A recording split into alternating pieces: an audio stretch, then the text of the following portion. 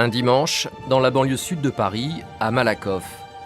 Derrière les murs anonymes de cette ancienne usine, se cache une église pas comme les autres.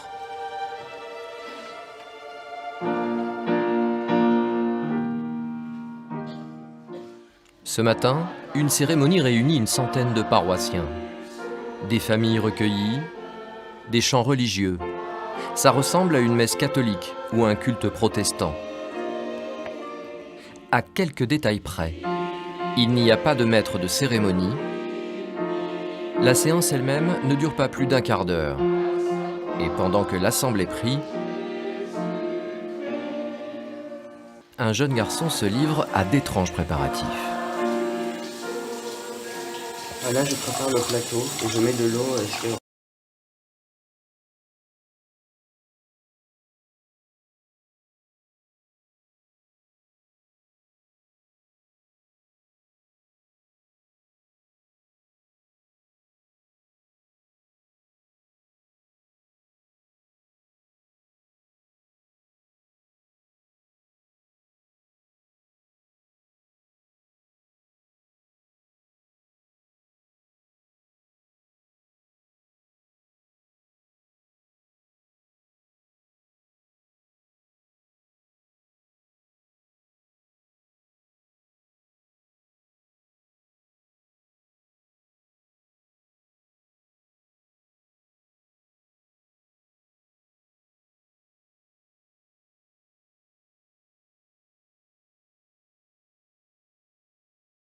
On était au...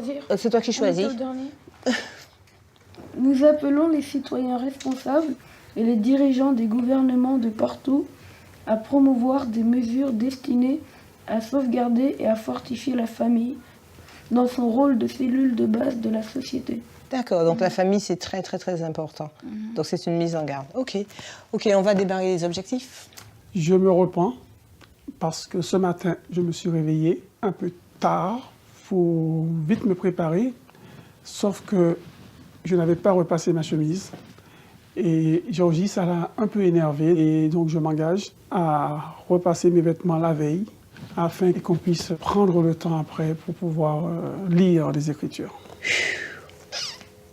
Moi, je me repens parce que hier matin, j'étais énervée. Et je m'engage à réessayer de travailler sur cette frustration quand on n'est pas à l'heure.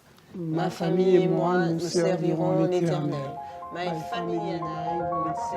La famille est au cœur de la religion des Mormons, cette église créée en 1830 aux États-Unis par un homme controversé, Joseph Smith.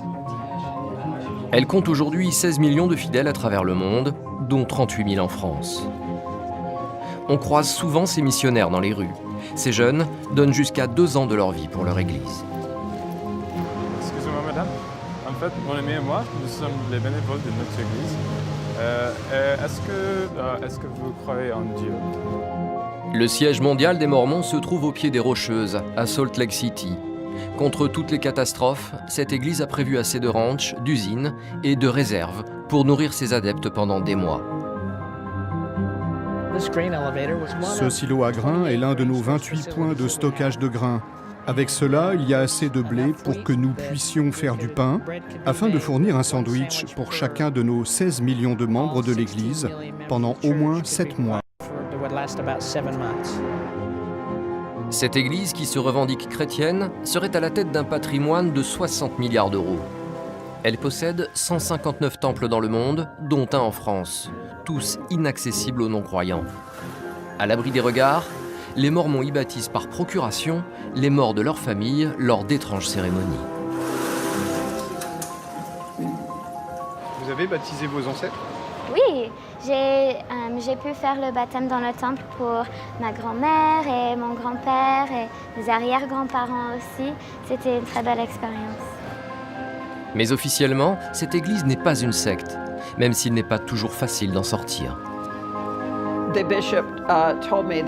L'évêque m'a dit qu'à partir de ce moment, j'avais perdu mon droit au royaume céleste, au paradis. Parfois intransigeants, les Mormons sont pourtant mondialement reconnus pour leur spécialité étonnante, la généalogie. Français. 100% France. enquête sur une église discrète qui rêve de convertir le monde entier.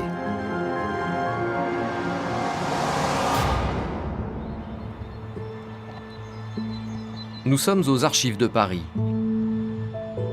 C'est ici que se trouve la mémoire de la capitale depuis le Moyen-Âge.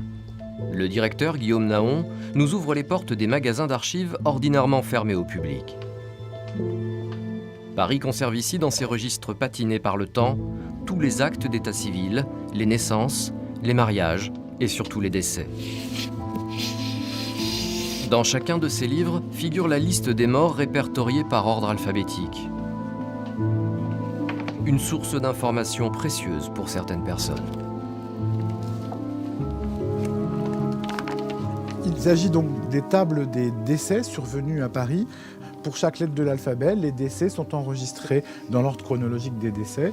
Et le grand intérêt, c'est que ça renvoie à une autre source tout à fait essentielle pour la généalogie et pour l'histoire sociale et économique, que sont les déclarations de succession qui ont pu être souscrites par les héritiers des défunts.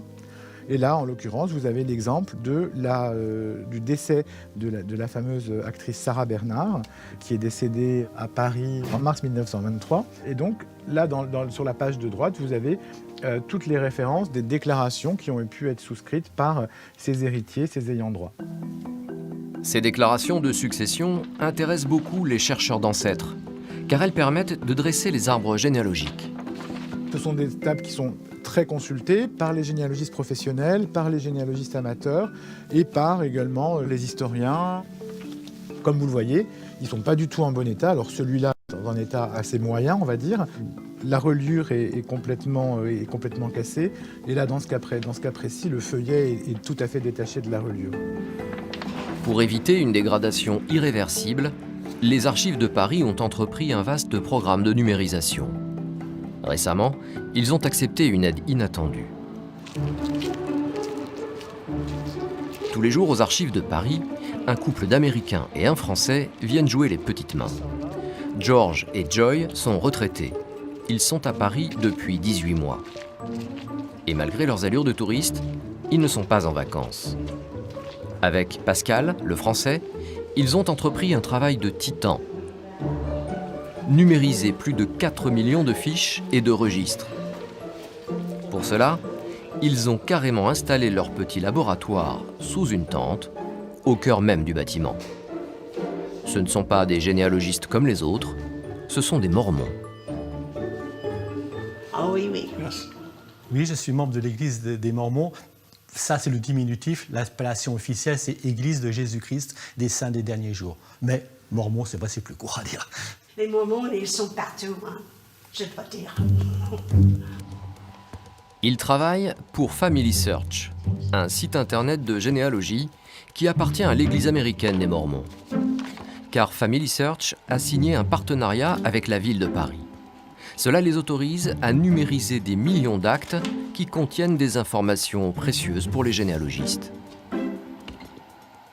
Chaque page est minutieusement photographiée en haute définition. Ces documents se retrouveront ensuite en libre accès sur leur site internet. Tous les renseignements qui nous sont donnés sont gratuits quand vous allez sur le site de Family Search. Tout le monde peut y aller. Et la seule chose qu'il faut faire, c'est s'inscrire et c'est gratuit aussi. Donc voilà, c'est vraiment à but non lucratif, c'est pour faire de la généalogie. Cette petite équipe travaille à l'aide d'un matériel dernier cri, fourni bien entendu par les Mormons. On va commencer. OK, go babe. Ce scanner spécial permet de numériser à grande vitesse des fiches cartonnées comme ces listes électorales. Ces électeurs parisiens des années 30 ont peut-être des descendants installés aujourd'hui aux États-Unis. Beaucoup de personnes habitent aux États-Unis et ils ont des ancêtres en France, en Europe.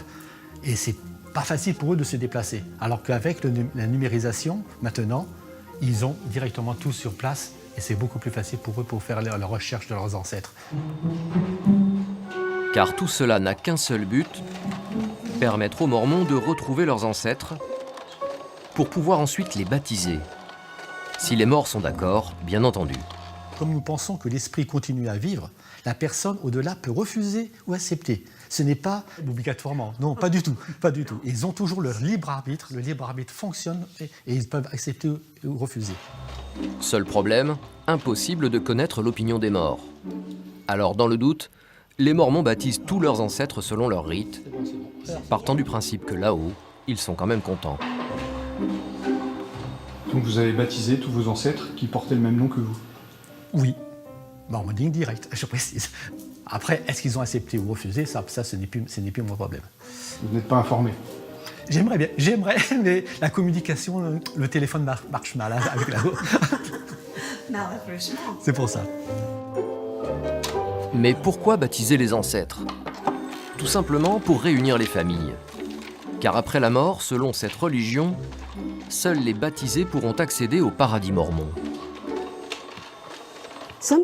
Parfois, je dois dire, c'est comme si ces noms sortaient de la page. Dans mon cœur, je me dis que cette personne est heureuse que je fasse ça pour elle. Et quand je regarde la page suivante, j'ai le sentiment que vraiment, ces gens sont heureux. Ils savent qu'ils vont pouvoir rencontrer leur famille, qu'ils vont pouvoir être réunis tous ensemble.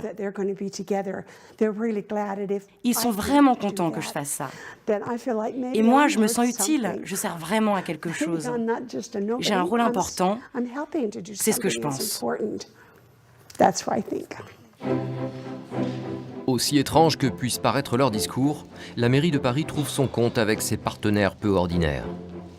Grâce aux Mormons, les archives de Paris vont faire une belle économie, près d'1 million d'euros. Bonjour. Comment allez-vous? De quoi se réjouir, car à terme, ce sont plus de 4 millions de fiches qui se retrouveront ainsi sur le site internet de la ville de Paris, en libre consultation, grâce aux Mormons et à leur intérêt pour la généalogie. Mais qui sont ces Mormons capables de financer une telle opération?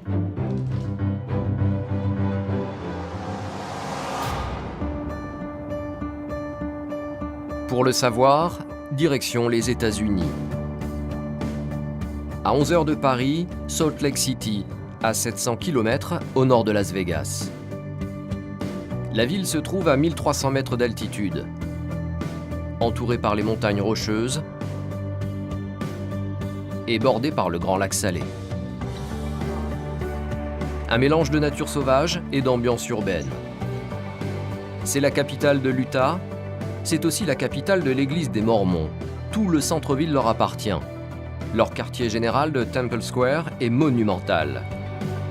Au cœur de cet espace sacré se trouve leur temple, bâti en 1893, le centre religieux. Pour les Mormons, Salt Lake City est un peu comme le Vatican des catholiques. Ils n'ont pas de pape, mais un président qui siège dans un véritable palais à colonnade. Ils l'appellent le prophète. Depuis la création de cette église en 1830, 17 prophètes se sont succédés. Les Mormons se réunissent 2 fois par an dans un gigantesque centre de conférence qui peut accueillir 25 000 personnes. C'est plus grand que le palais omnisport de Bercy. Avec 16 millions de fidèles, l'église est gérée comme une énorme machine administrative. Il ne faut pas moins de 2 immenses bâtiments pour héberger ses salariés. Plusieurs centaines de hauts cadres travaillent dans le Mormon Building et le Joseph Smith Memorial Building, un ancien hôtel de luxe reconverti en bureau. C'est à l'intérieur de ce bâtiment que nous retrouvons Family Search, l'entreprise des Mormons dédiée à la généalogie. Steve Rockwood en est le grand patron. C'est lui qui a eu l'idée de rendre la généalogie plus ludique pour toucher plus largement les familles. Family Search International est la plus grande organisation à but non lucratif du monde. Nous aidons les gens à découvrir leur famille, à se rassembler, à se connecter. Nous sommes dans ce secteur depuis plus de 100 ans et nous sommes présents dans le monde entier. Family Search a beaucoup d'offres différentes. L'une d'entre elles est notre site web familysearch.org. C'est essentiellement un lieu de rassemblement où les familles peuvent se réunir et recueillir des informations sur d'autres membres de leur famille. C'est le lieu où elles peuvent recueillir des archives familiales, où elles peuvent se rassembler et construire leurs arbres généalogiques, rassembler leurs histoires et leurs souvenirs, rassembler leurs enregistrements audio et rassembler leurs photos, de sorte qu'elles ont leurs propres archives familiales qui sont dynamiques et toujours grandissantes et préservées pour toujours. Pas de doute, les Mormons aiment rassembler les familles. Chez Family Search, il existe même des salons où les parents, les enfants et les grands-parents peuvent échanger des souvenirs et les enregistrer pour les garder à jamais.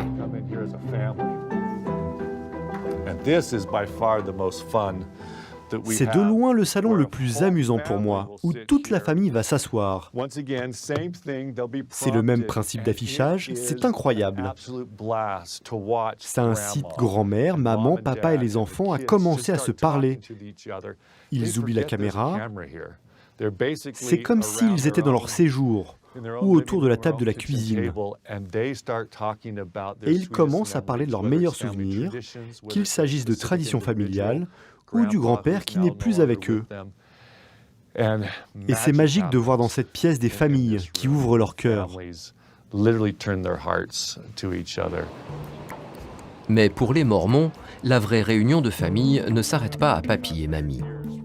Pour raconter la saga familiale, il faut réunir les vivants et les morts, retrouver les ancêtres. Car les morts qui n'auront pas été baptisés selon le rite mormon ne pourront pas entrer au paradis et rejoindre leur famille. C'est pour cela que depuis un siècle, les Mormons mettent d'énormes moyens pour aider les gens à construire leur arbre généalogique. Gérée par Family Search, leur bibliothèque généalogique dispose de la plus grande collection d'archives privées au monde. Il y a là l'état civil complet d'une centaine de pays. Certains généalogistes viennent de loin, et même en famille, pour consulter ce contenu souvent inédit. Même si les Mormons sont en train de tout numériser, beaucoup de documents sont encore sous forme de microfilms. Pierre n'est pas mormon, mais il a fait le voyage exprès de France pour consulter un fichier très spécial, introuvable ailleurs. Donc je cherche le fichier Andrivo, qui est un fichier qui est très ancien. Et donc j'ai cherché la bobine 12 97 185. Le fichier Andrivo est une copie de l'état civil de Paris avant l'incendie de 1871 qui a totalement détruit les registres de la capitale. On ne peut consulter cette version qu'à Salt Lake City. C'est l'un des innombrables trésors de cette bibliothèque. C'est entre ce numéro-là et ce numéro-là. Donc normalement, la bobine devrait être ici. Voilà. Je l'ai. Et on y va. C'est le Graal, tout à fait. En fait, le fichier Andrivo, qui n'est que la partie antérieure à la Révolution française, ça va d'ici jusqu'à ici. C'est tout ça. Vous connaissez tout par cœur? Oui, c'est un fichier que je consulte depuis après une vingtaine d'années. À une vingtaine d'années, j'en suis qu'à la lettre B. Et donc j'aurais jamais terminé de mon vivant. Enfin, moi j'ai commencé au moins. Voilà. Avec ces outils généalogiques exceptionnels, les Mormons attirent à Salt Lake City des chercheurs du monde entier. Mais depuis 2013, ils ont eu une autre idée pour mobiliser des foules encore plus nombreuses autour de la famille et des ancêtres. Donc c'est probablement en Lorraine, mais là,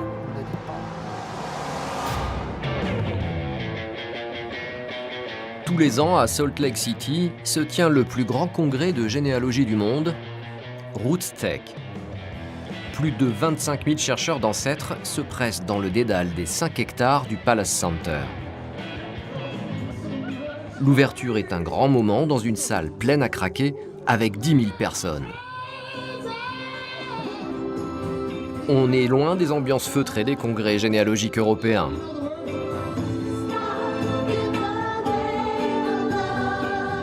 Ici, on rit, on chante, il y a des imitations, des grimaces.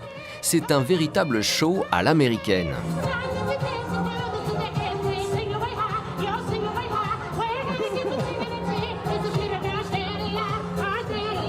Et derrière tout ça, ce sont encore les Mormons qui sont à la manœuvre. C'est Family Search qui organise et finance ce gigantesque rassemblement. La grande folie du Congrès, c'est l'ADN.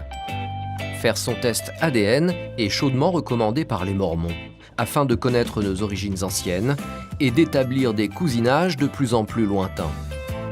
Sur les stands de généalogie, on vous propose de jouer aux experts avec des kits dignes des séries policières. Nous testons votre lignée paternelle, votre lignée maternelle et votre lignée autosomale. C'est votre ADN familial et ce que nous pouvons faire, c'est remonter non seulement 10 générations, mais aussi 18 000 ans en arrière. Ces tests remportent un franc succès. Plusieurs millions de kits ont été vendus les 2 dernières années, principalement aux États-Unis, car en France, leur commercialisation est interdite. Mais le Congrès, c'est aussi la découverte de gadgets pour aider les généalogistes à sauvegarder les souvenirs et célébrer le culte de leurs ancêtres, comme cette boîte à photos. Tournez la page et prenez la photo. Ou ce comparateur de visage qui évalue votre ressemblance avec vos ancêtres. Mais surtout, les Mormons consacrent beaucoup d'efforts à l'innovation technologique, comme cette application développée par Family Search. L'une des choses que les informaticiens de Family Search ont développé cette année, c'est une nouvelle fonction dans cette application mobile. Ça, c'est ma famille. Ça vous trouve automatiquement les gens de votre famille présents ici au Congrès. Alors, on va voir avec qui je suis relié dans cette salle. En général, je n'ai personne. Mais ici, j'ai 2 cousins.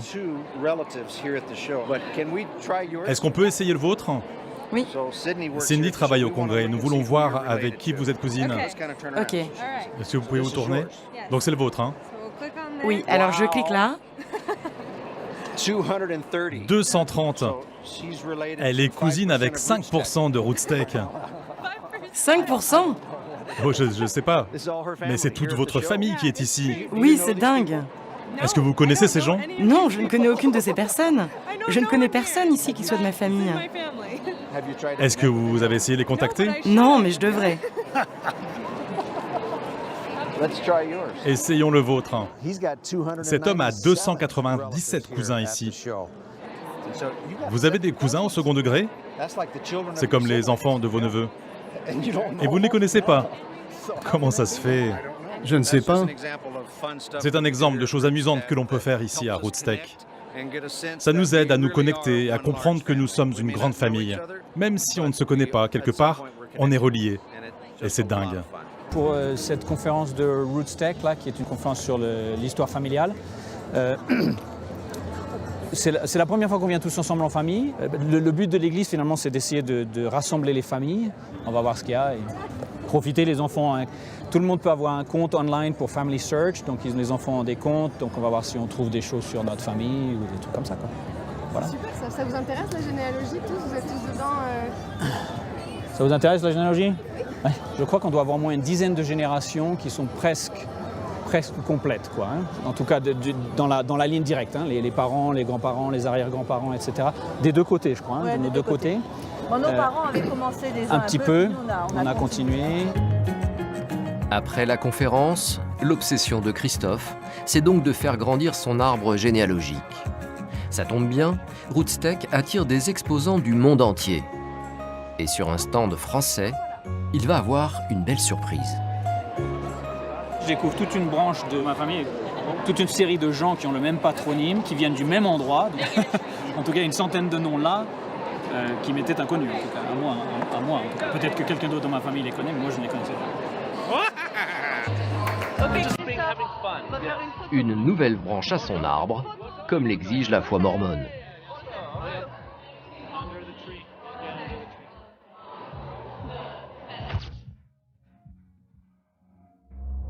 Mais d'où vient cette conviction? À l'origine de l'Église des Mormons, un Américain, Joseph Smith. Tout a commencé en 1820, quand à l'âge de 14 ans, le jeune Smith se met à avoir des visions. Comme le montre ce film de reconstitution, entièrement tourné par les Mormons, un ange lui serait apparu pour lui demander de rétablir la véritable Église. Il lui aurait révélé l'existence d'un évangile inconnu, constitué d'écrits rassemblés par un certain Mormon, au IVe siècle après Jésus-Christ.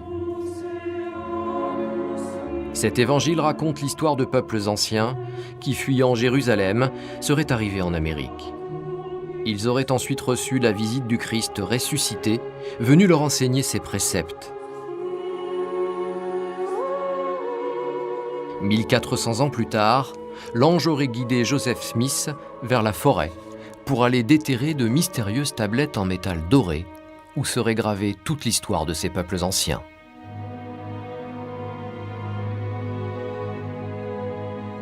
Elles étaient rédigées dans un langage oublié, mais le jeune homme a pu les traduire grâce à des pierres magiques données par l'ange.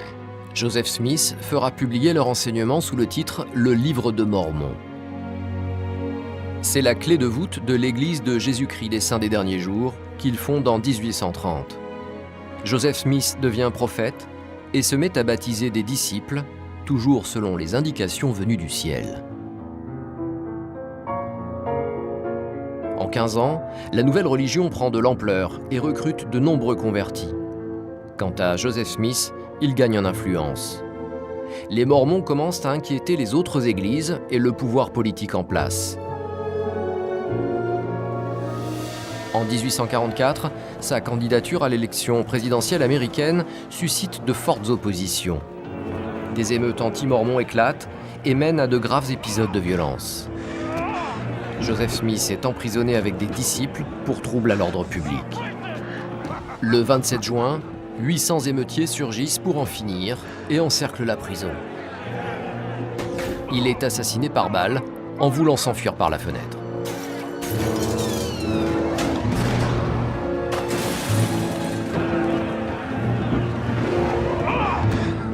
Sous la direction de son successeur Brigham Young, 70 000 Mormons sont contraints à l'exode et prennent le chemin de l'Ouest. Ils traversent les montagnes et s'arrêtent dans un désert de la plaine du Grand Lac Salé. C'est là qu'ils établissent les fondations de leur capitale, Salt Lake City.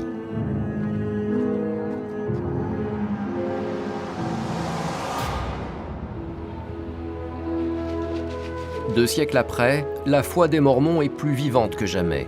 L'Utah est clairement un État mormon, avec 62% d'habitants qui se déclarent fidèles à cette religion.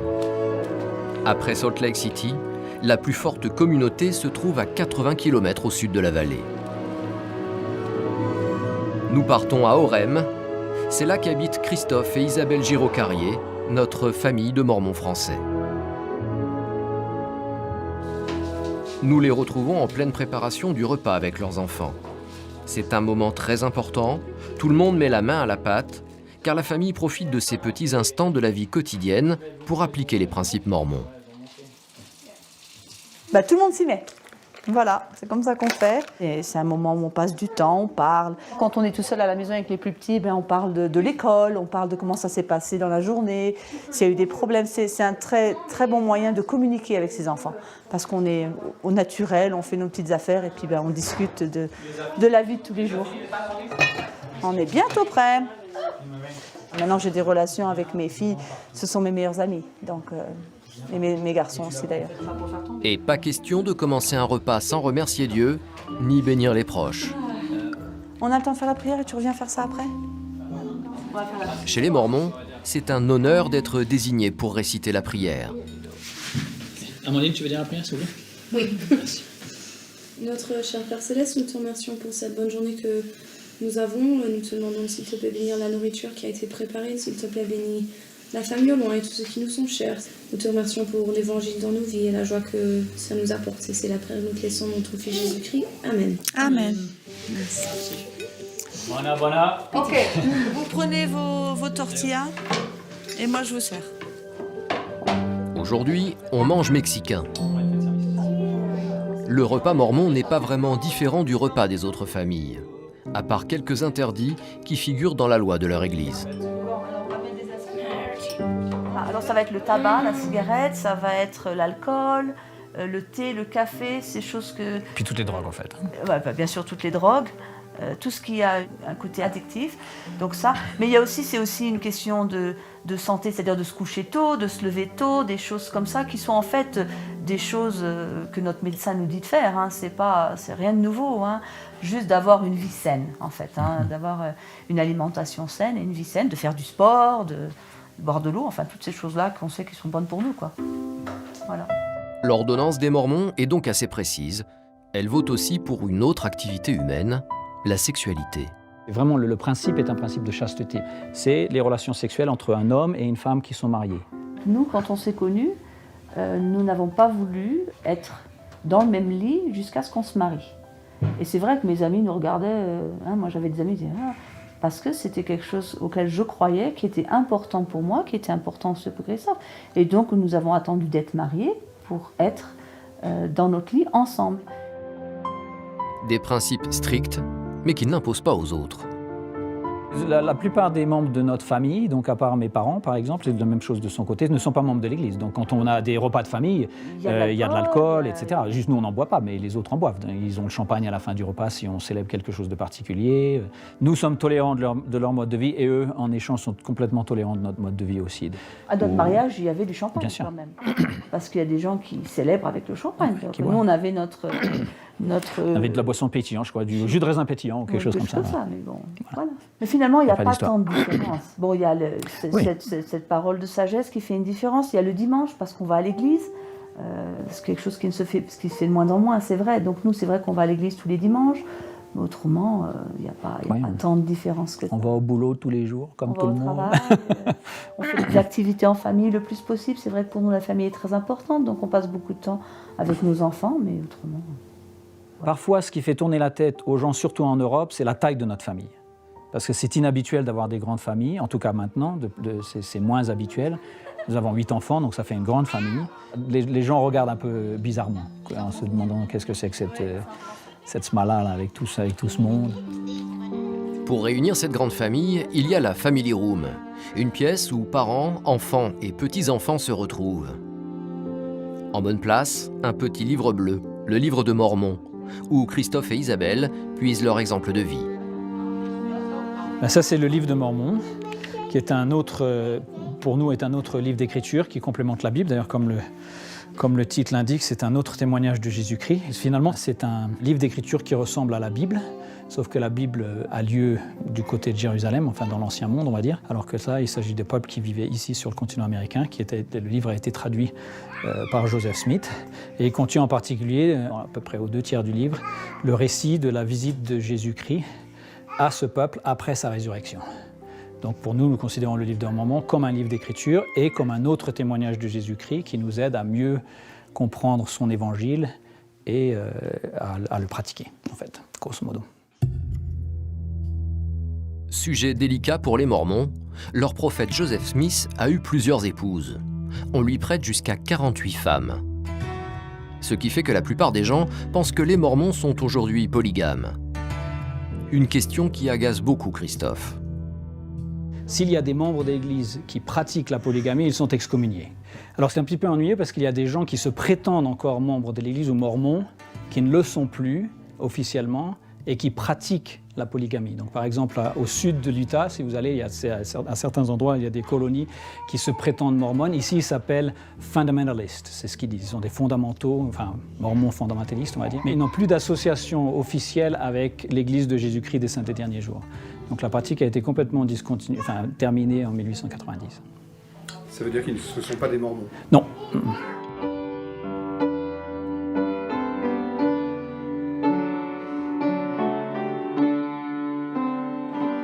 Voilà pour la vie américaine des gyrocarriers. Mais celle-ci se termine bientôt, car après 13 ans aux USA, ils vont déménager et revenir en France. Ils ont décidé de s'engager pour leur église. Christophe et Isabelle vont devenir présidents de la mission de Lyon. Très classique, ça.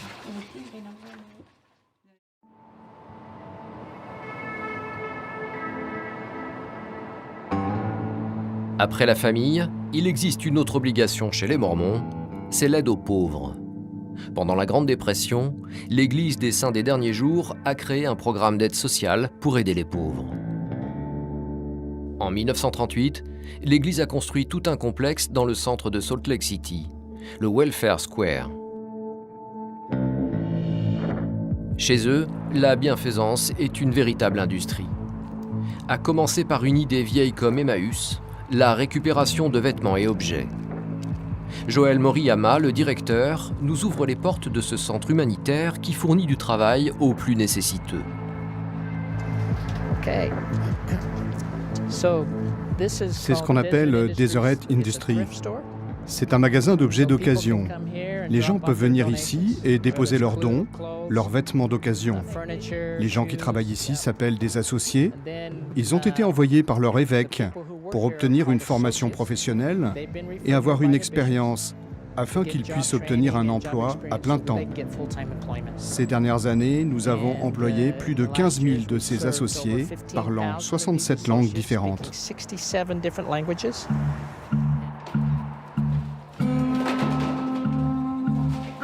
Ici, les associés sont chargés de trier les vêtements et les objets, retenir ceux qui seront mis en vente. Ils les classent ensuite par couleur, taille, qualité et étiquettent les prix. Une fois rangés sur des cintres, les vêtements sont mis en vente dans le magasin d'à côté.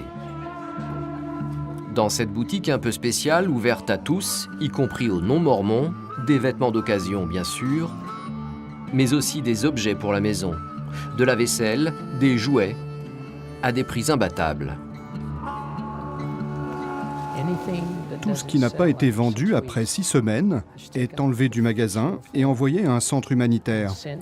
Cela peut être ensuite expédié dans des pays qui en ont besoin dans le monde. Les Mormons ont des centres humanitaires dans le monde entier. Mais ici, à Salt Lake City, pour les plus pauvres, tout est gratuit.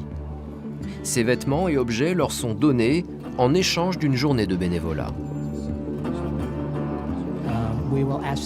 Et après, nous leur demandons d'être bénévoles au centre pour les jours où ils reçoivent de l'aide.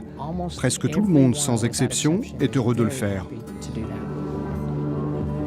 Aux États-Unis, la réputation des Mormons n'est plus à faire pour l'aide aux pauvres. Il faut dire qu'après les avoir habillés, ils s'occupent de les nourrir gratuitement dans les magasins de l'évêque. Ça ressemble à un supermarché normal.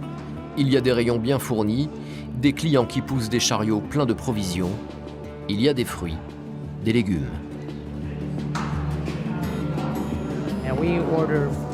Nous commandons des fruits et légumes frais chaque jour et ils nous sont juste livrés le matin.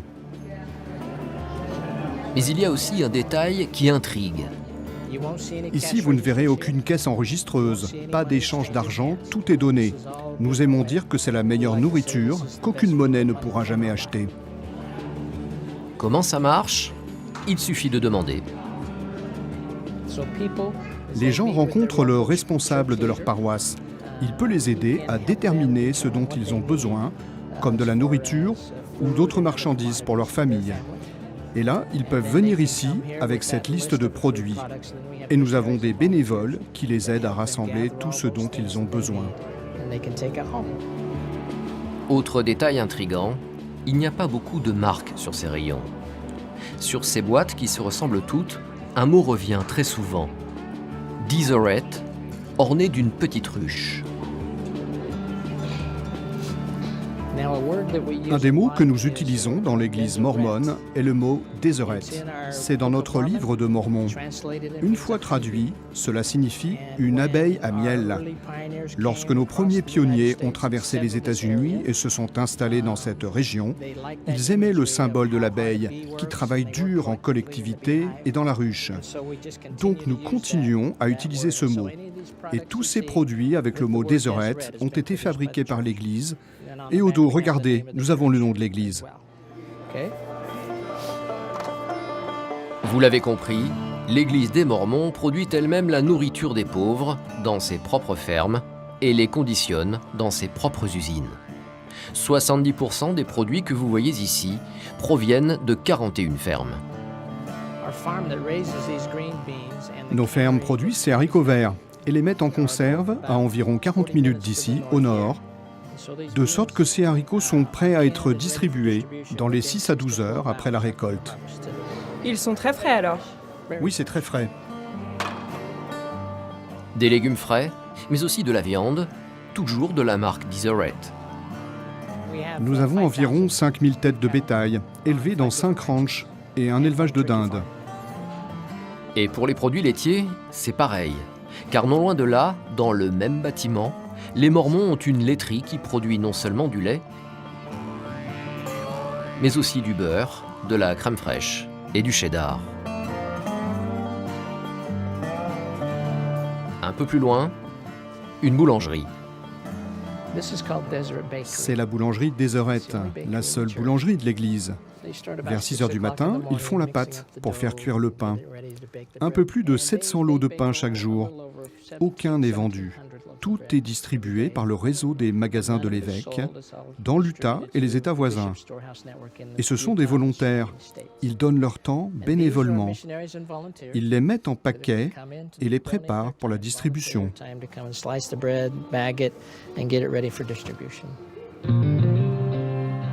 Pour faire du pain, il faut de la farine et donc du blé. C'est dans le fameux silo, visible depuis toute la ville de Salt Lake City, que celui-ci est stocké. Il y en a pour une année de réserve. Les Mormons en possèdent 28 comme celui-ci. Et en cas de catastrophe, l'Église veut être autonome. Elle possède d'importants stocks de nourriture et même sa propre compagnie de transport pour livrer des produits de première nécessité. Et chaque Mormon est invité à disposer chez lui de ses propres réserves pour très longtemps. Les dirigeants de notre Église ont toujours encouragé les membres à faire leurs propres réserves de nourriture. C'est toujours dans l'idée d'être autonome, en cas de perte d'emploi, de maladie ou en cas de catastrophe, s'il n'y a plus de nourriture dans les épiceries. Si vous avez vos propres réserves, alors vous pouvez subvenir à vos besoins pendant une courte période jusqu'à ce que ça aille mieux. C'est pour cela que ces produits ont été élaborés par l'Église pour durer 30 ans. Donc vous pouvez les acheter et les garder pour une longue période. Il s'agit d'aider les gens à devenir plus autonomes. Les Mormons affichent une richesse insolente. Beaucoup d'immeubles du centre-ville de Salt Lake City leur appartiennent. Ils possèdent un centre commercial de 240 magasins. Le City Creek Center, qui aurait coûté la bagatelle de 3,5 milliards d'euros. Ils ont également un groupe de radio et de télévision, une compagnie d'assurance vie et un journal quotidien. Sans compter les propriétés agricoles. Les Mormons sont l'un des plus importants propriétaires terriens d'Amérique, avec plusieurs ranchs aux États-Unis et en Amérique du Nord. Celui de Floride est le plus grand ranch du monde. Il s'étend sur 126 000 hectares.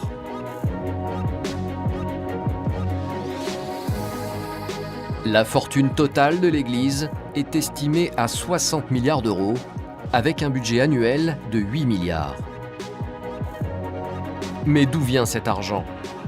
Pour se financer, les Mormons font appel au vieux principe biblique de la dîme, comme nous l'explique Christophe Giraud-Carrier. La dîme, pour les membres de l'Église, c'est 10% de ses revenus. Alors, ça s'arrête là, 10% de ses revenus. Okay, il n'y a pas de règle, vous pouvez demander à qui vous voudrez, il n'y a pas de règle qui vous dira c'est sur le brut ou sur le net, ou si jamais je fais du babysitting, qu'on me donne $10. Après, chacun voit ce qui vit à sa manière, mais l'idée, c'est que 10% de notre revenu sont reversés à l'Église. Ça se passe localement, donc on reverse à notre paroisse, et ensuite l'argent est centralisé par l'Église et puis redistribué selon les besoins dans les différentes unités de l'Église, les différents endroits. En France, cet argent a récemment été utilisé par les Mormons de manière spectaculaire. Ils ont construit leur temple, le premier dans l'Hexagone, au Chênay, près de Versailles. Le faste de l'architecture, les matériaux luxueux, la présence de missionnaires et visiteurs américains ont beaucoup étonné les riverains. Certains se sont inquiétés. Ils ont cru qu'une riche secte s'installait dans leur quartier. Des signalements ont été envoyés directement à un service du gouvernement chargé de lutter contre les dérives sectaires. C'est Serge Blisco, le président de cette mission officielle, la Miviludes, qui a répondu à leurs inquiétudes. À vrai dire, les Mormons ne sont pas aujourd'hui dans le périmètre d'observation de la Miviludes. Nous avons été effectivement interpellés par un certain nombre de citoyens, d'habitants. Les contacts que nous avons avec les responsables français du culte des Mormons nous ont jamais laissé apparaître une quelconque dérive sectaire. Cette construction, même si elle pouvait être controversée du point de vue architectural, etc., n'était pas de nature à amener un quelconque danger sectaire. Nous avons donc voulu en savoir un peu plus sur ce temple qui suscite autant de questions. C'est Gérald de Cossé qui nous guide. Ce Français est très connu chez les Mormons. Un peu comme une star, les fidèles viennent faire des selfies avec lui. C'est leur évêque président. C'est lui qui gère au niveau mondial les finances de leur église. On le surnomme le banquier des Mormons. Oui, non, c'est pas du tout exact. L'église n'est pas une banque, ça n'est pas une institution financière.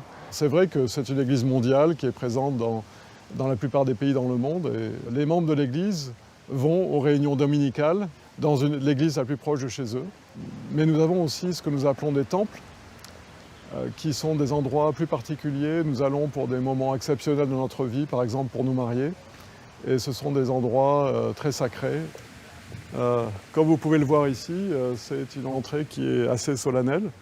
Et donc, quand un membre de l'Église rentre dans le temple, il va se présenter juste derrière la porte. Il y a le bureau des recommandations, comme on l'appelle, c'est-à-dire un bureau où on vient donner la recommandation qui est un certificat que l'on obtient de notre évêque, l'évêque de la paroisse locale, et qui certifie que nous sommes prêts à rentrer dans le temple, que nous sommes fidèles dans l'Évangile et que nous sommes dignes d'être reçus dans la maison du Seigneur.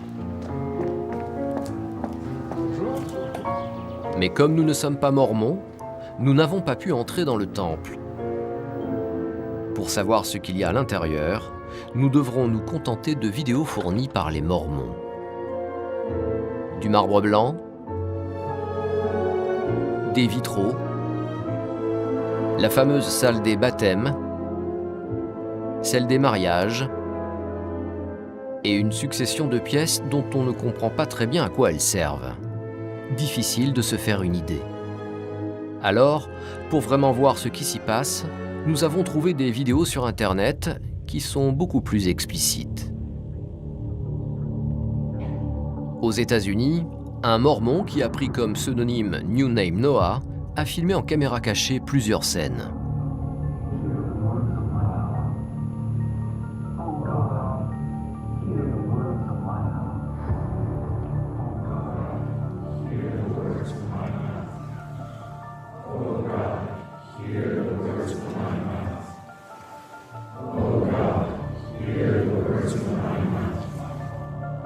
Seuls les adultes sont autorisés à participer à ces cérémonies.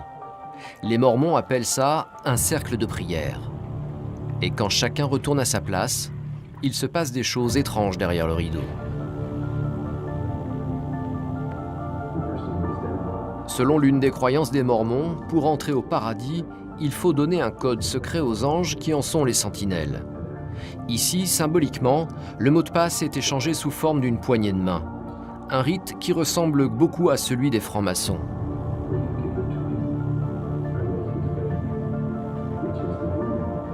Le temple du Chênay est le seul en France. Il a coûté 60 millions d'euros. Des temples comme celui-ci, il y en a 159 dans le monde, intégralement financés par l'Église des Mormons.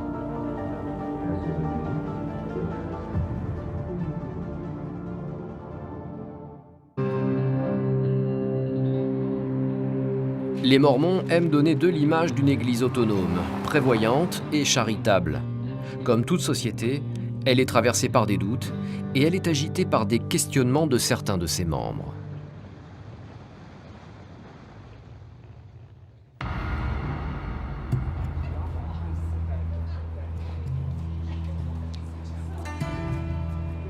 Kendall est gay et mormon. Il milite pour la reconnaissance par son église des homosexuels, lesbiennes et transgenres.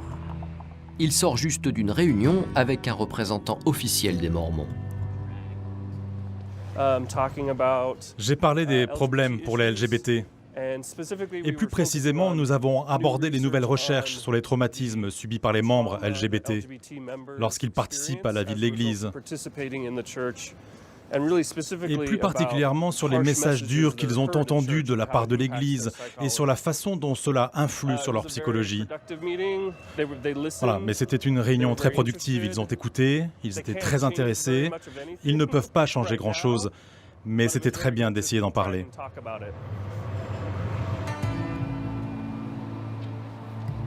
Pour tenter de changer la position de l'Église des Mormons sur la question homosexuelle, Kendall a créé un groupe de pression avec son amie Erika, une mère de famille mormone à qui il rend visite aujourd'hui.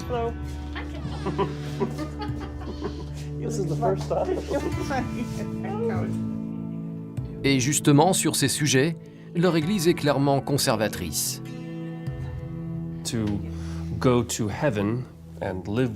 Pour aller au ciel et vivre avec Dieu, au sens mormon, il faut être marié au sexe opposé. Et... Tu ne peux même pas être célibataire. Non. C'est la deuxième classe. Les Écritures mormones parlent de personnes célibataires qui quittent cette vie. Encore célibataires et non mariés, ce seront des anges. Mais comme des domestiques. Des domestiques au service des personnes mariées vivant avec Dieu. Je ne veux pas faire ça. Je ne suis pas intéressé. J'ai dit non merci. Mais c'est actuellement ce qu'il y a dans les Écritures. Erika n'est pas homosexuelle. Et avec son mari, elle a 5 enfants. Elle est issue d'une famille mormone, mais elle est très impliquée dans cette cause.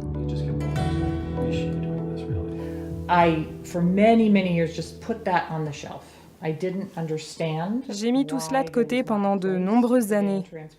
Je ne comprenais pas pourquoi il n'y avait pas de place pour les gays et les transgenres au sein de l'Église. Mais j'aimais l'Église et je ne voulais pas la quitter. Et puis, quand mes enfants sont devenus adolescents, ils sont venus me voir avec un regard neuf. Et ils m'ont dit « Maman, ce n'est pas ce que Jésus nous a enseigné. Il ne nous a pas appris à tourner le dos aux gens. Et nos amis, nos professeurs gays peuvent être des personnes très croyantes. » Alors j'ai commencé à réfléchir. Et ma première idée pour rapprocher les communautés gays et mormons était de marcher à la Gay Pride. Je n'avais jamais été à un défilé des fiertés. J'ai réuni quelques amis. On voulait marcher habillés comme des mormons. On a mis des habits qu'on porte à l'église. On avait des pancartes avec des slogans. J'espérais 25 personnes et 350 sont venus. C'était en 2012. Depuis, avec Kendall, ils ont créé un site internet pour les Mormons qui souhaitent soutenir leur cause. Tous les ans, ils participent à la Gay Pride et ils y font venir de plus en plus de monde.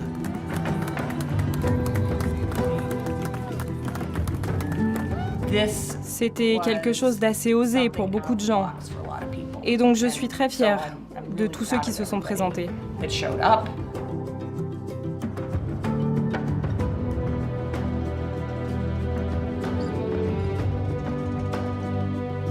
J'espère que cela a envoyé le message que ça ne va pas s'arrêter là.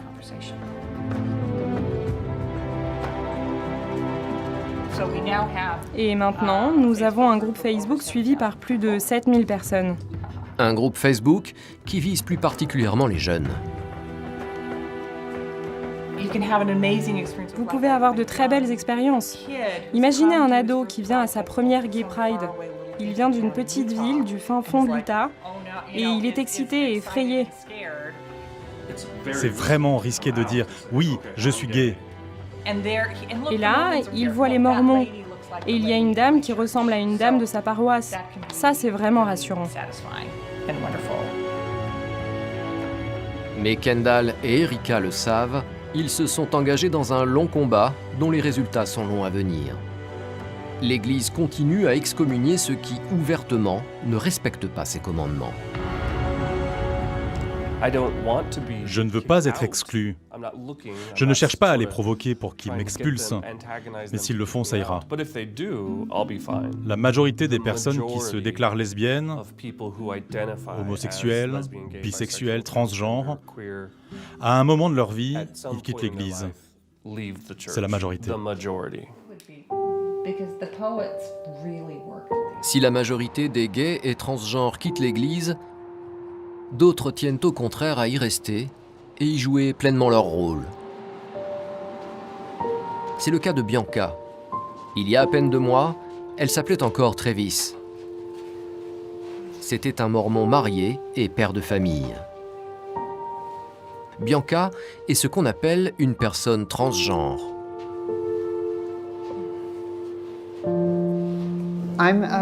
Je suis une membre très active dans l'Église. Je vais à l'Église tous les dimanches et je pense qu'en continuant à faire partie de l'Église, je les aide à comprendre qui nous sommes. Au lieu de dire simplement « Oh, les transgenres, c'est juste de mauvaises personnes et ils quittent l'Église, ils n'ont jamais vraiment voulu en faire partie » ou ils choisissent ça au lieu de l'Église. Je pense que je peux changer l'Église et l'aider à comprendre en restant, plutôt qu'en la quittant. Le plus grand changement qu'ils pourraient faire pour les gays et les transgenres, c'est au moins de réaliser que c'est différent de n'importe quel autre péché dont ils parlent. Ne pas boire d'alcool, ça ne change pas la vie. Mais pour nous, souvent nous allons de plus en plus mal quand nous essayons d'ignorer le fait que nous sommes gays ou transgenres, ou en essayant de le cacher ou de le mettre de côté. Mettre de côté quelque chose d'aussi important que votre sexualité ou votre genre peut avoir des répercussions terribles. Et donc je pense que s'ils pouvaient nous considérer avec plus d'empathie, en essayant de vraiment nous comprendre, au lieu de nous dire ce qu'on devrait faire, ils feraient déjà un grand pas. Je veux juste être une membre normale et acceptée de l'Église. Je n'essaie pas de m'exhiber à l'Église, ni de changer les règles, ou les croyances, ou la doctrine. Je veux juste être une membre normale de l'Église. La transformation récente de Bianca n'a pas encore été jugée par l'Église, plutôt ouverte au dialogue. Signe non négligeable pour les Mormons, leur logiciel de généalogie va bientôt intégrer les relations entre personnes de même sexe. Autrefois, les Mormons n'étaient pas aussi conciliants et quitter l'Église n'était pas chose facile. Nous sommes à proximité du centre de Salt Lake City, chez Sandra Tanner. Dans les années 60, en désaccord avec ses dogmes, elle a claqué la porte de son église. Ex-mormone, elle tient aujourd'hui une librairie. Elle y vend des livres un peu particuliers. Certains sont de violentes attaques contre le mormonisme. Aujourd'hui, elle s'autorise des petits plaisirs autrefois interdits. J'ai arrêté les restrictions mormones sur le thé, le café et l'alcool. Bien que je ne boive pas très souvent, je n'ai pas de problème religieux à boire un petit verre de vin.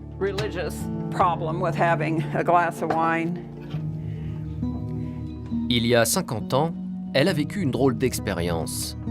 Parce qu'elle voulait rompre avec sa religion, elle a directement été traduite devant le tribunal des Mormons, qui l'a excommuniée.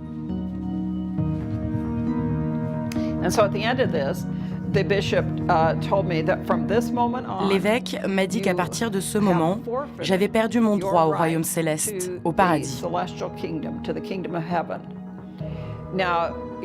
En langage mormon, ça voulait dire qu'il ne me fermait pas la porte de tout le paradis, mais bien de la partie réservée aux Mormons. Ils avaient vraiment l'impression de me mettre dans un avenir très sombre, en me jetant hors de la partie mormone du paradis. Tout cela est destiné à être très intimidant, pour essayer de vous faire honte de les quitter. Quitter les Mormons, c'est un peu comme quitter la communauté amish ou la communauté gitane. Cela peut être une chose très traumatisante. D'autant plus que Sandra n'est pas n'importe qui chez les Mormons. Elle descend de l'une de leurs plus célèbres familles. Par sa mère, elle est l'arrière-petite-fille du prophète Brigham Young, le successeur de Joseph Smith. C'est d'ailleurs en enquêtant sur l'histoire des Mormons qu'avec son mari, elle a fait de drôles de découvertes sur la religion de ses ancêtres. L'histoire a été changée pour qu'elle ait l'air plus respectable. En réalité, Joseph Smith était très impliqué dans les pratiques magiques. Selon Sandra, avant d'être prophète, Joseph Smith se présentait comme une sorte de magicien qui voyait des choses avec des pierres identiques à celles-ci. C'est juste une réplique, mais c'est ce genre de pierre qu'il a utilisé à l'origine. Il vous réclamait de l'argent pour voir s'il y avait un trésor enterré dans votre jardin. Il mettait cette pierre dans un chapeau, et si elle brillait, c'est qu'il y avait quelque chose d'enterré. Mais après avoir été arrêté pour cela, il s'est mis à utiliser cette pierre pour des buts plus sacrés. 2 ans plus tard, il a commencé à prétendre qu'en regardant dans la pierre, un ange était venu le voir. Et il lui avait parlé de ces plaques enterrées dans la colline. Elles contenaient des écritures des premiers Américains. Grâce à la pierre, il a pu comprendre ce qui était écrit, parce que c'était dans une langue étrangère que personne ne connaissait. Alors il a lu les mots sur cette pierre, comme on lit un texto sur son téléphone. Et ça a donné le livre de Mormon, qui est censé être l'histoire des premiers Indiens d'Amérique. Il a prétendu que des tribus d'Israël seraient venues ici vers 600 avant Jésus-Christ, alors que les études ADN montrent que les Indiens viennent d'Asie et non d'Israël. Le contenu du livre est contraire à tout ce que nous savons sur les Amérindiens. C'était un menteur? C'était un menteur, oui. Très intelligent. Maintenant, les Mormons veulent le faire passer pour un homme peu instruit qui n'aurait pas pu écrire le livre de Mormon. Trop compliqué pour un jeune homme sans instruction. Je pense au contraire que c'était un génie très créatif. Un génie corrompu, mais très intelligent. Ces fameuses tablettes, seuls 11 témoins affirment les avoir vues au XIXe siècle. Depuis, personne ne sait où elles sont passées. Celles-ci sont fausses, bien évidemment. Avec son mari, Sandra a écrit plusieurs livres pour donner leur version de l'histoire des Mormons. La réaction de l'Église a été plutôt étrange. Suite à nos actions pour informer les gens, ils ont lancé une campagne pour ruiner notre réputation. Ils voulaient empêcher les gens de lire nos livres. Alors ils ont raconté des mensonges sur nous, que nous tenions des orgies secrètes, que nous étions polygames, drogués, alcooliques, que nous étions communistes. Le but, c'était de nous décrédibiliser pour que personne n'ait envie de nous parler. Depuis la mort de son mari, Sandra continue seule ce singulier combat contre cette puissante institution. Sa parole ne pèse pas lourd face à cette église qui peut se permettre de perdre quelques brebis. Car chaque année, elle forme des milliers de jeunes, la relève. Provo, à 80 km au sud de Salt Lake City, dans l'Utah.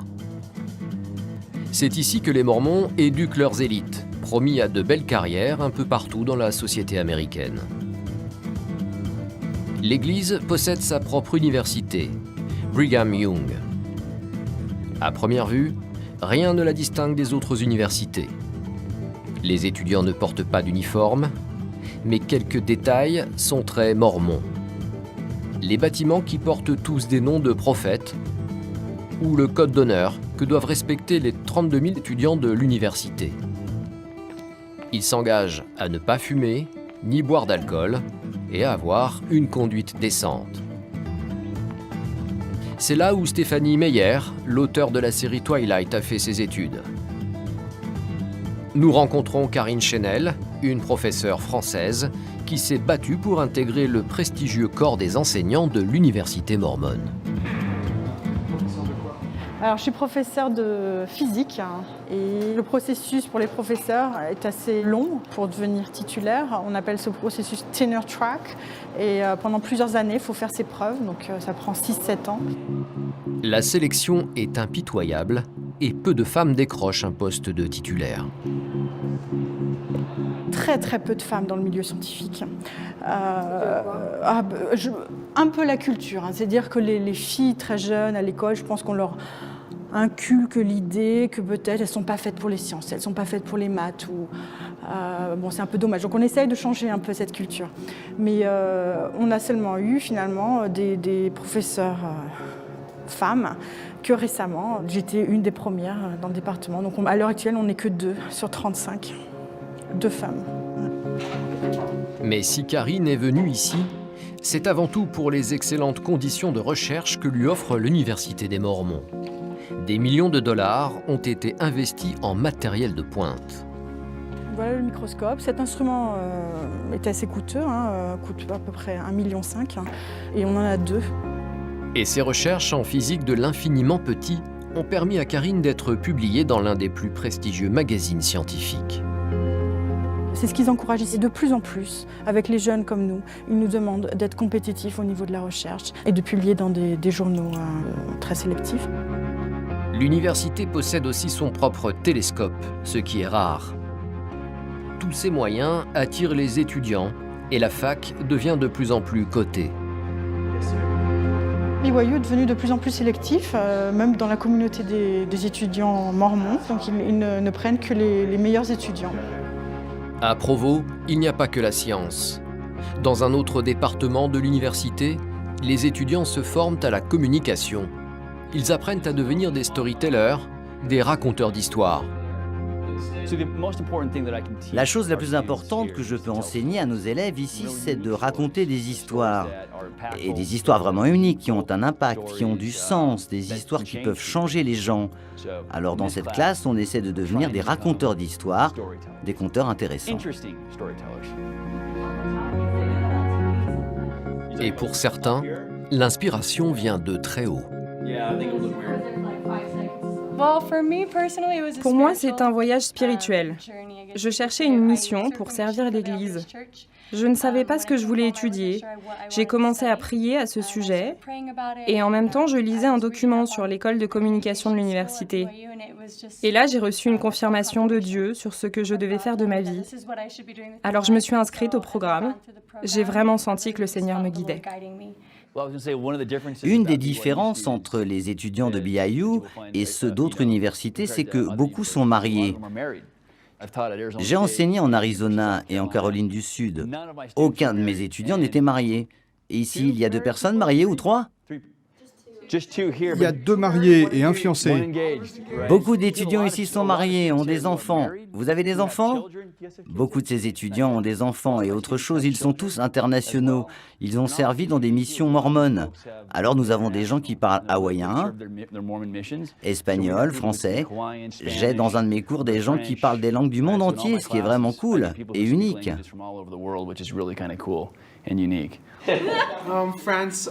Oh et la France, je suis encore célibataire, donc vous pourriez me passer la bague. Je parle anglais, hawaïen, le langage des signes américain. Je sais changer les couches, je sais cuisiner, faire le ménage. Je suis génial. Appelez-moi. Un bon mormon doit savoir convaincre. La communication est au cœur de l'enseignement de cette église dont le but affiché est bien de conquérir le monde. À quelques centaines de mètres de l'université, toujours à Provo, se trouve un autre centre de formation réservé aux missionnaires, dans une toute autre ambiance. Ici, les élèves sont en uniforme, car ils représentent l'église des Mormons. Ils apprennent à prêcher leur foi dans tous les pays du monde et à convertir des inconnus. Pour cela, ils doivent savoir parler leur langue. Pour les langues complexes comme le russe, le japonais ou le chinois, Le programme dure seulement 9 semaines. Pour le français, la formation est encore plus rapide, 6 semaines. Ok, les missionnaires, on va faire un petit quiz, ok? Comment dit-on Jesus Christ called 12 apostles? Jésus-Christ a appelé 12 apôtres. 12 apôtres, très bien. Jésus-Christ a appelé 12 apôtres. Encore. Jésus-Christ a appelé 12 apôtres. 12. 12. 12. D'accord, encore 12. 12 apôtres. 12 apôtres. Très bien. Comment dit-on Jesus Christ healed the sick? Oh là là, c'est difficile ça. Le français accéléré pour les Mormons, ce sont quelques bases grammaticales et des phrases toutes faites, uniquement destinées à porter la bonne parole. Jésus-Christ guérit Ok, tout le monde, vous avez trouvé la réponse? Ok, ensemble. Jésus-Christ a guéri les malades. Très bien, Jésus-Christ a guéri les malades. On essaie d'aider les missionnaires à avoir des expériences en parlant en langue. Donc, on ne fait pas beaucoup d'instructions de tous les détails de grammaire. Et le but, c'est de leur donner des outils, de pouvoir continuer à apprendre. On ne pense pas qu'ils vont être parfaits en français quand ils parlent, mais on les donne des tâches de faire en parlant. Donc, ils parlent beaucoup. La plupart du temps ici, ils essaient de parler. Et donc, ça, c'est le but. Comme ça, quand ils arrivent en France, ils ont déjà eu beaucoup d'expérience en parlant. Et après ça, ils peuvent régler toutes les petites choses qui ne sont pas tout à fait correctes. Super. Un français pas trop académique, donc. Jérusalem. Très bien, les missionnaires. Mais qui n'entament en rien leur détermination et leur enthousiasme. Et tu viens d'où, Elder Broca? Je viens de Logan, Utah. Je viens de Logan, en Utah. J'ai grandi dans cette église, dans cet évangile et je l'aime. J'en aime chaque partie et j'y trouve beaucoup de joie. Je sais que je peux aider les autres à trouver cette même joie. Et c'est mon but. Frère Belka sera envoyé à Paris. Pour les Mormons, la France est un pays de mission difficile. Mais pas d'inquiétude, certains missionnaires en sont persuadés, c'est Dieu lui-même qui va leur faciliter la tâche. J'aime Jésus-Christ et ses enseignements et je veux partager ses enseignements avec tout le monde. Je sais que Dieu a préparé les gens qu'il veut que j'enseigne en France. Je peux faire toutes les choses avec Dieu. Vous pouvez lire votre phrase.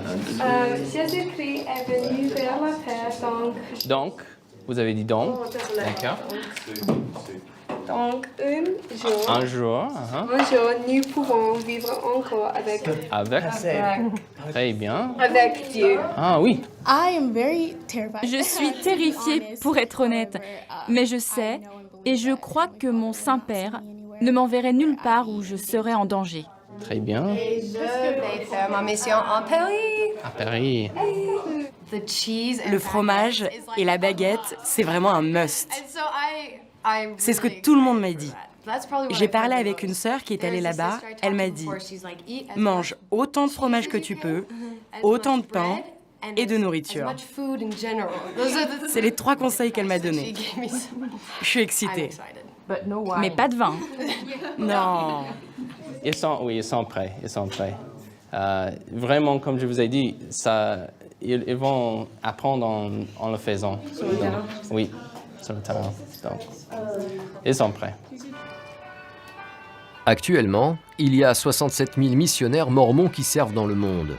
Ce centre peut accueillir jusqu'à 3 000 personnes simultanément.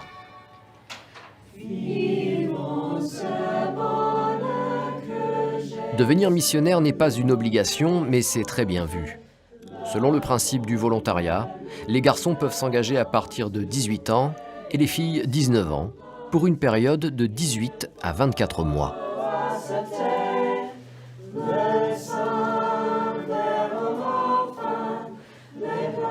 Les missionnaires ne sont pas rémunérés. Ils payent eux-mêmes leurs propres dépenses, déplacements, logements, nourriture et toutes les choses de la vie quotidienne. Dans quelques jours, nous retrouverons quelques-uns de ces missionnaires en plein travail à Paris.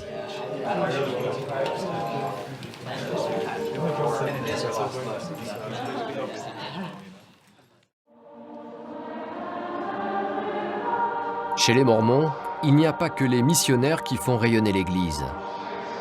Il existe une autre institution destinée à partager leur foi.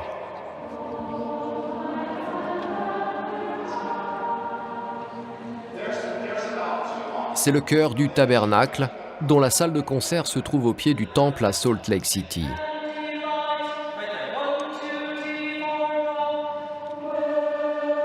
Cet ensemble musical exceptionnel est composé de 360 choristes et de 100 musiciens.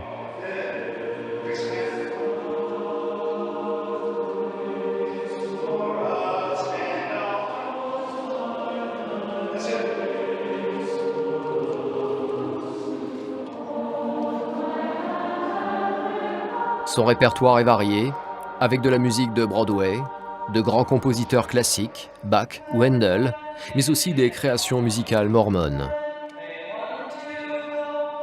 Le chœur est célèbre dans tous les États-Unis et il se produit dans le monde entier. Pour le chef d'orchestre, Ryan Murphy, c'est un peu plus qu'un chœur. On trouve que la musique, c'est une bonne façon de sentir l'amour de Dieu. Et donc, quand on entend le chœur chanter, on espère qu'on ressent l'amour de Dieu. Tout le monde dans le chœur et dans l'orchestre sont mormons. Ils servent sans rémunération. C'est volontiers et c'est vraiment chouette qu'ils donnent de leur temps comme ça. Et quand on va voyager avec le chœur, ils utilisent leurs propres vacances, temps de vacances pour voyager avec le chœur. Donc c'est un grand commitment. Un grand engagement donc. Le chœur du Tabernacle dispose de moyens techniques importants. Et son concert, donné chaque dimanche, est devenu une institution. Il est diffusé en direct à la radio sans interruption depuis 1929 et maintenant à la télévision.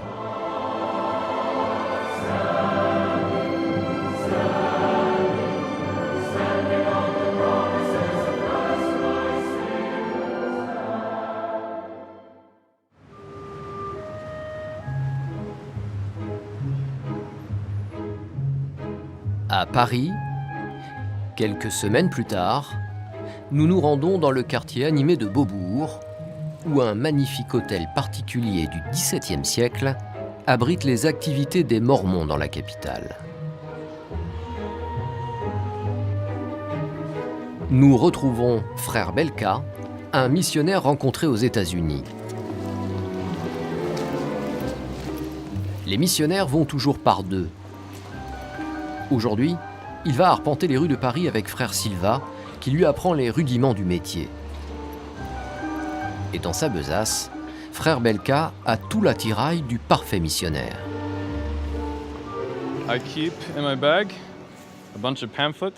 Je garde dans mon sac un tas de dépliants qui présentent les différentes parties de l'Évangile et sa doctrine.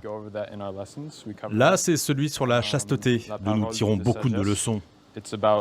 La parole de sagesse. Il s'agit de garder notre corps en bonne santé, ne pas fumer, ne pas boire, ne pas prendre de drogue et apprendre à vivre sainement.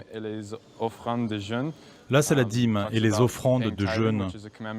Ça parle des offrandes de jeûne, ce qui est un commandement de notre Père Céleste. Et puis, j'ai des livres pour étudier les langues, car je ne suis pas encore parfait en français, mais je travaille dessus. Je le fais pendant mon temps libre. Et puis, j'ai toujours un livre de Mormon sur moi pour le donner à quelqu'un qui en aurait besoin. Pour Frère Belka, c'est l'heure de passer à la pratique. Excusez-moi, madame. En fait, mon ami et moi, nous sommes les bénévoles de notre église. Est-ce que vous croyez en Dieu? Non. Non? Ok. Bon, je ne vais jamais croire à Dieu, je crois. Donc, je vous souhaite une belle journée. Ça va. Merci. Bonne chance. Merci. En fait, nous sommes les bénévoles pour notre église. Ah oui, mais là, j'ai pas le temps. Si c'est pour... Donne 2 minutes. Merci. Excusez-moi, monsieur. Ok. Bonjour. En fait, nous sommes des bénévoles pour notre église. Merci. Au revoir. Bonjour. En fait, nous sommes des bénévoles pour notre église. Ok, oui. On est juste là en train de parler avec les gens de notre église. Merci. Au revoir. Pas facile d'aborder les Parisiens. Alors, nos deux missionnaires vont changer de méthode et essayer de toquer directement aux portes. Mais encore faut-il qu'on leur ouvre. Soudain, ils reçoivent une aide inattendue, la main de Dieu peut-être.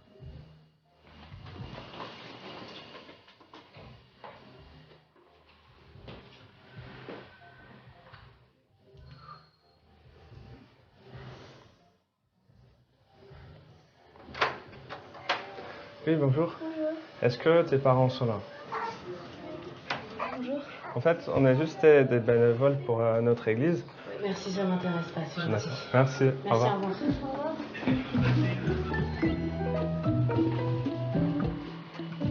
Missionnaire à Paris, c'est dur, mais rien n'entame la détermination de frère Belka.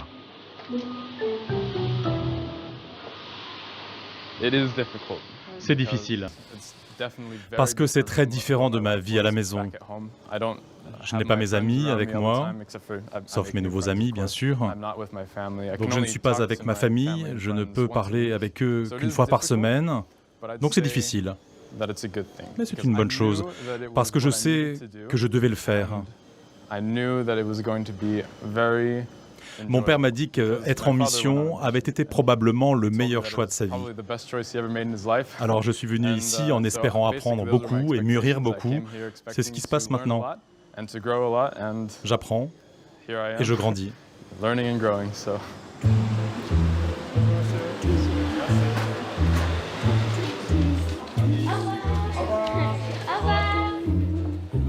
Les jeunes filles mormones sont elles aussi envoyées dans les rues. Sœur Olsen et sœur Sorena auront-elles plus de chance? Ok. Notre très cher Père Céleste, nous te remercions pour... Alors, avant d'affronter les passants, elles se donnent du courage avec une petite prière afin que Dieu les guide. De faire. Et c'est notre prière au nom de Jésus-Christ. Amen. Amen. On a fait une petite prière pour savoir où nous devons aller et avec qui nous devons parler, pour aussi avoir le Saint-Esprit avec nous, parce qu'on peut pas faire l'œuvre du Seigneur si on n'a pas son Esprit avec nous. Et visiblement, ça marche.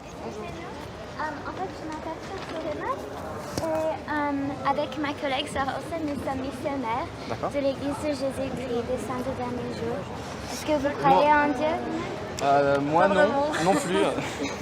Voilà. Ça fait depuis toujours? Oui, depuis toujours. Est-ce que vous vous posez des questions de temps en temps? Ce qui se passe après la mort, par exemple? Oui, je me demande. Mais je saurais en temps voulu. Voilà. Je pense. On n'est pas dans l'appréhension de la mort, justement. On laisse la chose venir. C'est vrai que ça paraît loin, mais on ne sait jamais. Le but de notre vie sur la Terre, c'est donné dans les Écritures. Vous pouvez expliquer un peu? Le but de notre vie est de rencontrer Dieu après cette vie et de faire le bien quand nous sommes ici. D'accord. Ok, très bien. Parce que Dieu a un plan pour nous. Et nous avons tous un travail sur la terre de nous préparer pour retourner en présence de notre Père Céleste. Et c'est ce qu'il veut pour nous. D'accord. Voilà. Est-ce que ça vous intéresserait qu'on se revoie une autre fois pour vous expliquer? Non, je pense pas, parce que je pense que nos opinions sont assez différentes, mais en tout cas, c'est très bien. Jamais à court d'arguments, sœur Sorena relance. Comme on a parlé un petit peu de ce qui se passe après la mort, est-ce que ça va si on laisse un petit brochure avec vous qui explique? Oui, bien sûr, vous pouvez nous laisser un petit... Ok, ça marche. Bon, ben, on retrouvera là-dessus. Merci, au revoir. Pour les Mormons, ces rencontres de rue ne sont pas des échecs. Elles déclencheront peut-être des conversions à long terme. C'est pas difficile. Nous avons des moments de difficulté, mais c'est bien de parler de Dieu. Il y a des personnes qui nous disent qu'ils ne croient pas encore en Dieu, mais ça vient petit à petit. C'est pas parce qu'on n'est pas né dans la foi qu'on ne peut pas l'acquérir au fil du temps.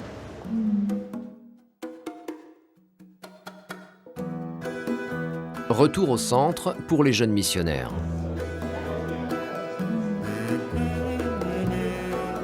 Après avoir dressé le bilan de la journée, chacun rentrera chez soi.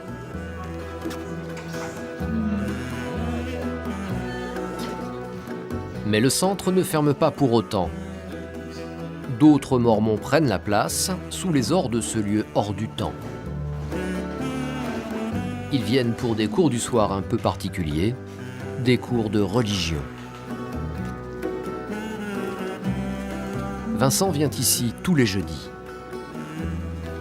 Le fait de venir à ce cours, ça me permet un petit peu de m'évader sur mes soucis de la semaine, enfin mes tracas et préoccupations. C'est l'idée d'apprendre, de réapprendre, parce qu'en fait on étudie les écritures qu'on connaît quand même assez bien.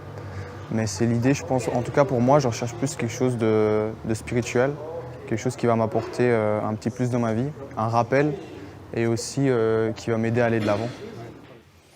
Et si vous êtes prêts, prenez donc la Bible. À l'Institut de religion de Paris, le cœur de l'enseignement, c'est la Bible. C'est ce qu'on a fait dernièrement. Sylvain Houmeau, le directeur, assure les cours. Alors, nous lui posons la question que tout le monde se pose. Les Mormons sont-ils des chrétiens? Nous sommes de fervents chrétiens. Nous étudions la Bible, l'Ancien comme le Nouveau Testament. Nous croyons en Dieu le Père, en son Fils Jésus-Christ et au Saint-Esprit. Et nous croyons que ce sont trois personnes distinctes. Nous étudions aussi le livre de Mormon et la perle de Grand Prix et les doctrines et alliances. Le livre de Mormon, comme la Bible, sont des écrits de prophètes, mais à l'opposé de la Bible, où les prophètes ont vécu dans l'Ancien Monde ou au Moyen-Orient, ceux du livre de Mormon ont vécu sur le continent américain. À écouter Sylvain Houmeau, l'Église des Mormons est donc une église chrétienne. Mais qu'en pensent les autres églises? Nous sommes allés interroger le père Emmanuel Gougaud, un prêtre catholique spécialiste des questions interreligieuses. L'Église de Jésus-Christ des Saints des Derniers Jours n'est pas considérée comme chrétienne par les églises chrétiennes, catholiques, protestantes, orthodoxes au sein du Conseil œcuménique des églises, pour deux raisons. D'abord, la première raison, c'est la question des Écritures saintes, des Écritures considérées comme révélées. Pour les livres des Mormons, en plus de la Bible, il y a trois autres livres que les Mormons considèrent comme divinement révélés, mais que nous, chrétiens, nous ne considérons pas comme divinement révélés. Donc c'est le premier point, nous n'avons pas les mêmes livres sacrés, les mêmes livres saints, entre chrétiens et entre mormons. Le second point, c'est qu'en fait, ils ne considèrent pas que Jésus est à la fois vrai Dieu et vrai homme. Être chrétien, c'est croire cela. Jésus, vrai Dieu et vrai homme. Jésus vient révéler l'amour de Dieu son Père en nous communiquant son Esprit Saint, un seul Dieu en trois personnes. Et sur ces deux aspects qui sont fondamentaux et qui font les chrétiens, les Mormons et les chrétiens diffèrent fondamentalement.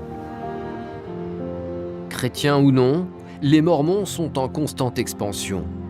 Selon une étude récente, c'est l'une des religions qui progresse actuellement le plus dans le monde.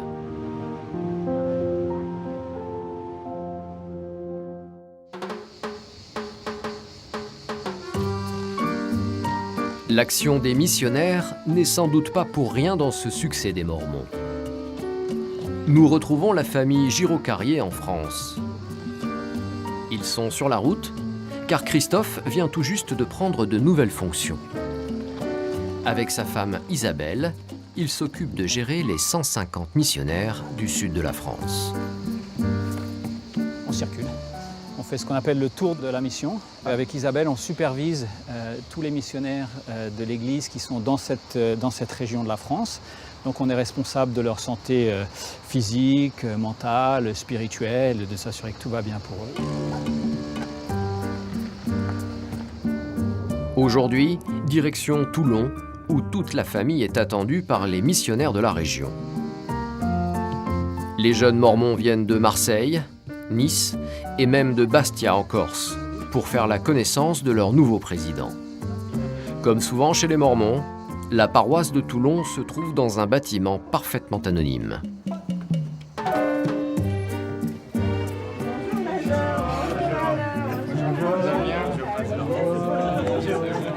Ces jeunes missionnaires sont coupés de leur famille depuis des mois. Alors, il y a quelque chose qu'ils attendent avec impatience. Là, j'ai du Nice. Nice, Nice, Nice. Regardez. Est-ce qu'il y a des choses qui sont à vous? Prenez votre courrier. Encore du Nice. Alors ça, c'est tout le courrier qui est envoyé au bureau de la mission, en fait, et que nous, comme on visitait tout le monde, on a emporté avec nous pour pouvoir donner aux missionnaires. Ah bon? Estiel, c'est une fille. C'est une sœur. Voilà. En bonne mère de famille, Isabelle prend son rôle très à cœur. Un double rôle, en fait. Je fais un peu un rôle de maman pour eux, si vous voulez. Je m'occupe de leur dire, bon, bah oui, il faudrait peut-être... là, il faut peut-être aller voir un médecin. Là, vous pouvez vous soigner tout seul parce que c'est une bricole. Donc voilà, des choses comme ça. Je suis aussi une missionnaire, c'est-à-dire que, comme les missionnaires, les jeunes, je peux aussi aller faire de l'enseignement et parler aux gens. Et ça, c'est aussi mon rôle. Et ce matin, pour accueillir les missionnaires, Isabelle a préparé un petit déjeuner. De son côté, Joseph s'occupe de présenter la famille. Alors la première photo, c'est de notre famille. Voilà. Ensuite, il y a maman et papa. Ils sont... Voilà. Eux. Quant à Christophe, il ne perd pas de vue les objectifs de la mission. Nous n'avons aucune intention de changer de façon révolutionnaire ce qui se passe dans la mission. La mission va bien, la mission est en bonne santé, les choses vont bien, le travail avance bien.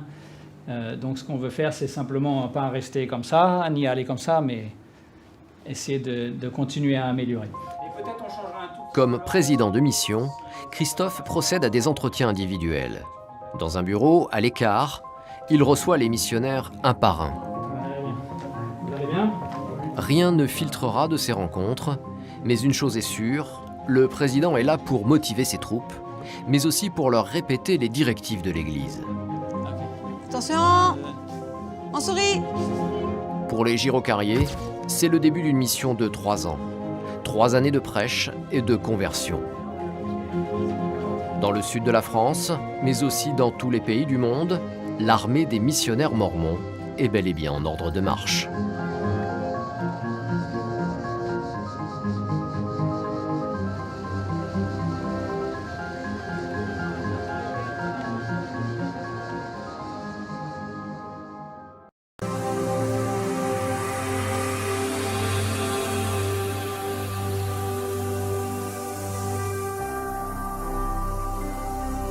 Jésus-Christ TV, vous connaîtrez la vérité et la vérité vous affranchira.